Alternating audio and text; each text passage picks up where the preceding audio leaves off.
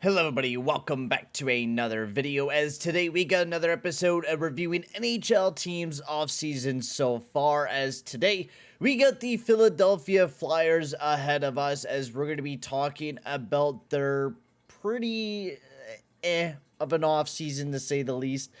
This was an off-season where Chuck Fletcher was saying he was going to go nuts to butts and do some moves that was going to make, some big changes to the Philadelphia Flyers, and it ended up nothing happening. And it's mostly because of the fact that, every team is so tied up against the cap. The Flyers really couldn't move out any cap to really bring in any good players to fill in the holes that they definitely need to fill in. So before we get into today's episode, I'd like to just say, if you are new to the channel, make sure to hit that subscribe button and hit that like button as well. It'll be very much appreciated. And if you'd like to see some content early and just some amazing other perks, make sure to join the members only tab.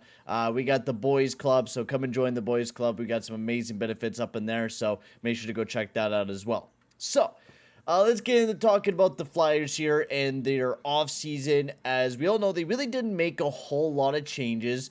They locked up Nikolai Delorier to a stupid deal, to say the least. I don't know why you give a man a no-trade clause and he submits it. I don't understand this deal. This one was kind of moronic to me. I don't think you sign a guy that's a goon that should be paying, probably under, a mil, and you're paying this guy for 4 years at $1.75 million to play, pretty good defensively, but a guy who just really fights and doesn't really do a whole lot other things out there.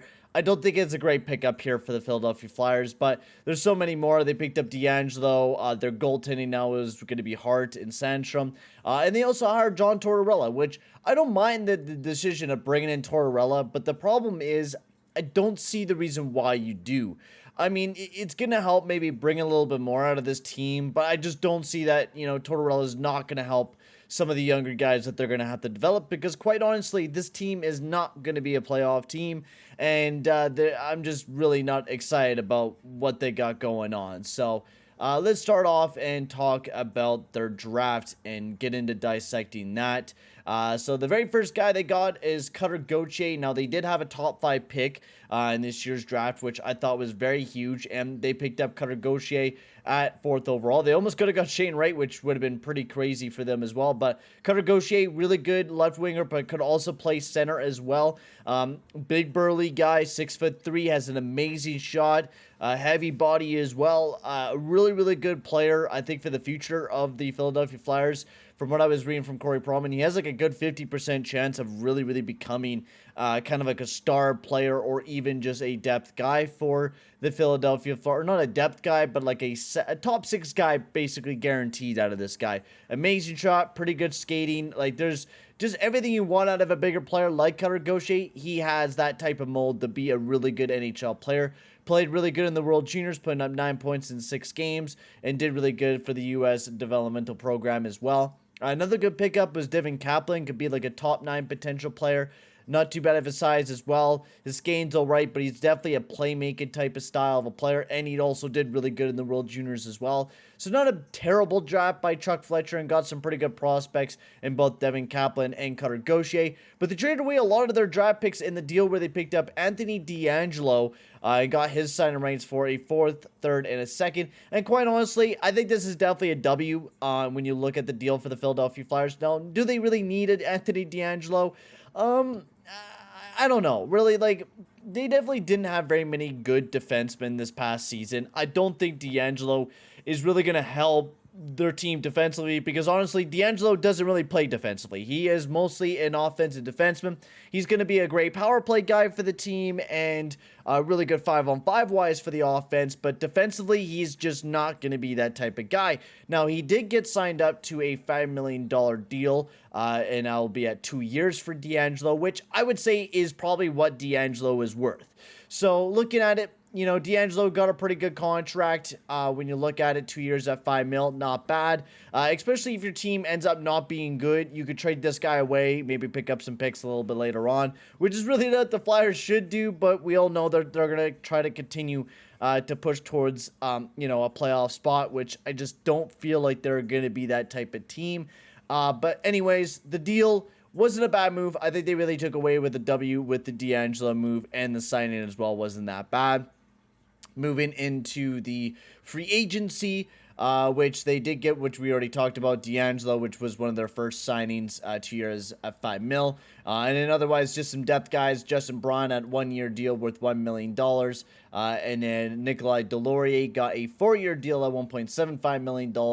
Owen Tippett, which the Delorier signing was not good at all. Owen Tippett, 2 years at 1.5, which wasn't too bad. I think Owen Tippett's going to be a big difference maker, I think, for the Flyers. This is going to be a guy that, you know, this was in the deal for Claude Giroux, and I think they have a lot of hope that he could be a good player for them. So I think it's going to be a big, you know, decision-making year if Owen Tippett's really going to be able to produce big time in the NHL. You know, he's going to be 23 this upcoming season, going 24. So this is going to be a big year for Owen Tippett, where they're going to probably want to see a little bit more production out of the guy. So I think that'll be a big guy for the team. But really looking at paper on this team, I'm really not excited about this team this year.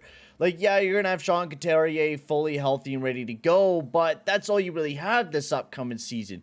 You know, your top six is all right, but your top six has never really been able to stay healthy over the past few years, so that's a big question. And their depth is okay, but you got to have a big year out of Morgan Frost and Owen Tippett for me to really, really like this depth. You look at the defensive core, and quite honestly, we all know the Ruotsalainen signing is god-awful. Like, I don't know why they locked this guy up to a 5-year deal. It's not good. I don't know why people continue to pay Ruotsalainen, because he's just not a good defenseman. He's all right offensively, but his defensive style, like his defensive play, is just garbo.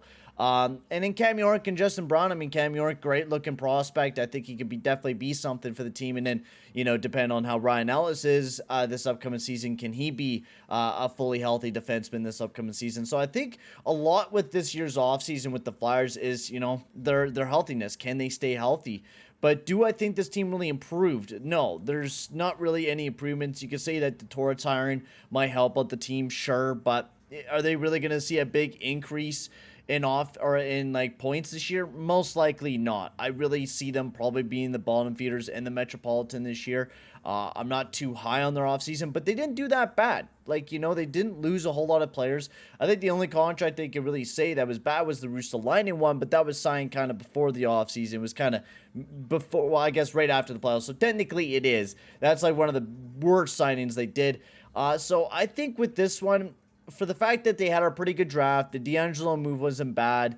The Delorier move is not, like, it's not at a high AAV, so it's not going to hurt the team, but in the end, it's not really going to help the team. He's going to play pretty well defensively, but that's really it. He's not a puck-moving guy, like, at all. You cannot rely on him to even touch the goddamn puck.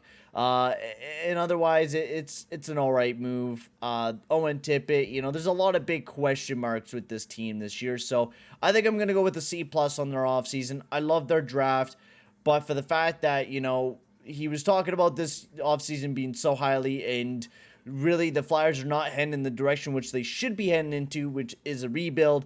They don't want to head into it, which is understandable. Most teams don't want to head into a rebuild, but I think that's the ideal situation for a team like the Flyers that is trying to find an identity which just cannot be found right now. And that's what I see out of this team. When you look at this team, it just looks like a team that can't find its identity and the way that they want to play and the players that they want to build around that one specific player. But for now, guys, I'm going to end the video here. Tell me, guys, in the comment section below what you guys thought of the Philadelphia Flyers offseason, and I'm going to peace out here. Thank you very much for watching, guys. Become a member if you guys want to, and make sure to hit that subscribe button and hit that like button as well. It'll be very much appreciated. And have a good one, boys. Adios, amigos.